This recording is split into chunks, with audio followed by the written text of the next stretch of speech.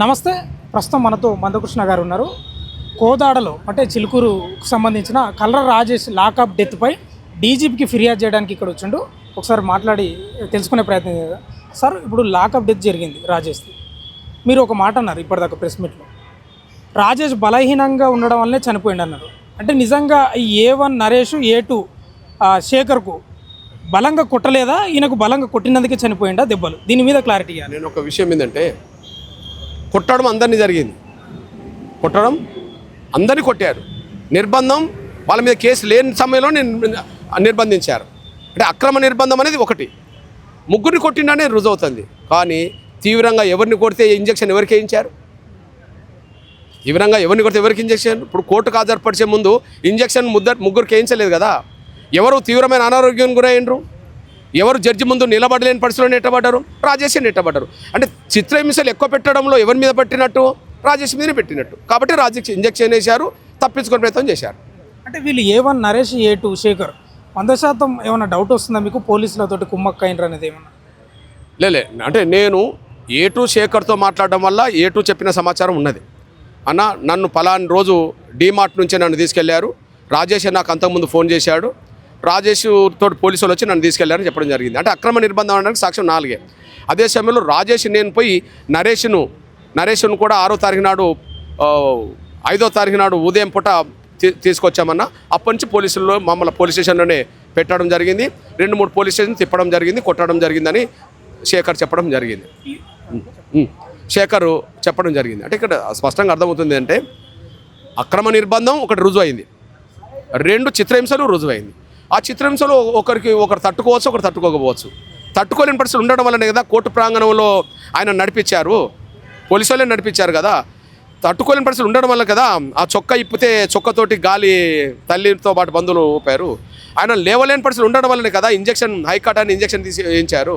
ముగ్గురిని చిత్రహింసలు పెట్టమాట వాస్తవమే, కానీ చిత్రహింసలు బలంగా ఎక్కువ ఈయనకు జరగడం వల్ల తట్టుకోలేని పరిస్థితులు ఆయన మరణించడానికి జరిగింది. అంటే మీకు తెలుసు ఎన్నో ఏళ్ళుగా పోరాడుతున్నారు ఈ లాకప్ డెత్లకు సంబంధించి. ఎందుకు దళితులే ఎక్కువ లాకప్ డెత్ అవుతారు? ఎందుకు లోపం ఎక్కడుంది? ప్రశ్నించే తత్వం లేదంటారా? ఒక విషయం ఏంటంటే తమ్ముడు, ఈ విషయంలోనే కాదు, చాలా విషయాల్లో దళితులంటే ఇప్పటికీ చిన్న చూపు, లెక్కలేనితనం అన్ని వ్యవస్థల్లో ఉన్నది. ఒక స్టేషన్కు ఒక ఫిర్యాదు ఇవ్వడానికి ఒక దళితుడే అనుకో, ఆడ SI CIలు కూర్చుండబెట్టి మాట్లాడరు. కానీ ఒక రెడ్డో, ఒక వేలమో, ఒక దూరో ఎవరైనా వెళ్ళిండ్రు అనుకో, వాళ్ళని మాత్రం కూర్చుండబెట్టి మాట్లాడతారు. ఒక నిందితుడి పేరుతో ఒక దళితుడు అరెస్ట్ అయిందనుకో, చిత్రహింసలు జరుగుతాయి. ఒక నిందితుడు అట్లాంటి కేసులోనే ఒక ఓసి ఆయన అనుకోండి, కుర్చీ మీద కూర్చుండబెట్టుకొని ఎదురుగా మాట్లాడడం జరుగుతుంది.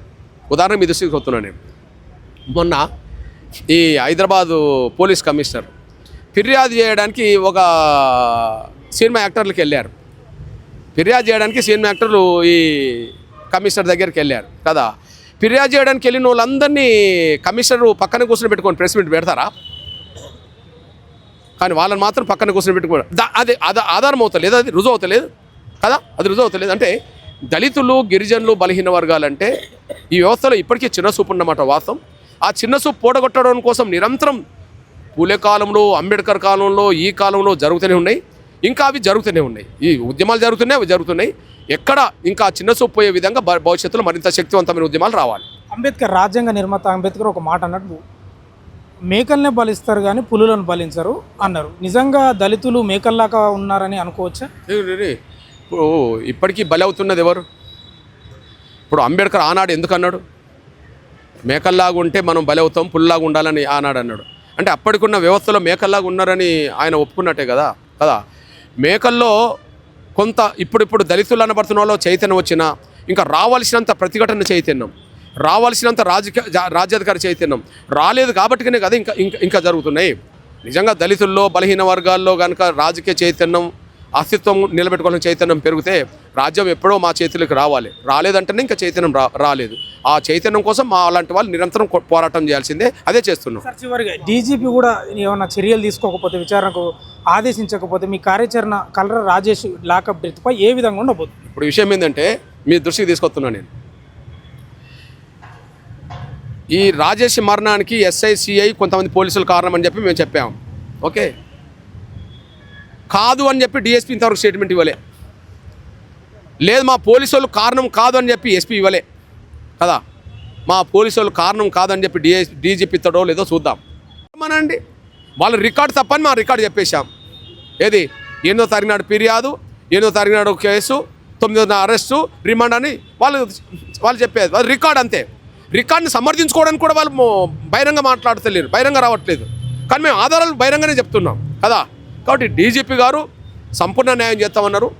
ఆ చేసే విషయంలో మేము కేసు, అరెస్టు, సస్పెన్షన్, అదే సమయంలో రీపోస్ట్ మార్టం చేయాలని చెప్పి డిమాండ్ చేశాం. ఒక వారం రోజులు చూస్తాం, తర్వాత ఏం జరుగుతుందో ముందుకెళ్తాం.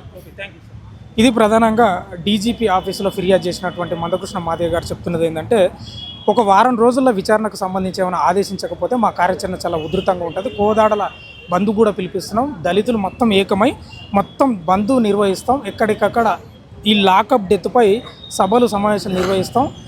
దీనిపై ఫిర్యాదు చేసిన డీజీపీ కూడా ఒకవేళ చర్యలు తీసుకోకపోతే మాత్రం మా కార్యాచరణ చాలా బీభత్సంగా ఉంటుందని చెప్తున్న పరిస్థితి కనిపిస్తుంది. వీడియో జర్నలిస్ట్ పాషతో లకడి కపుల్ బాన్.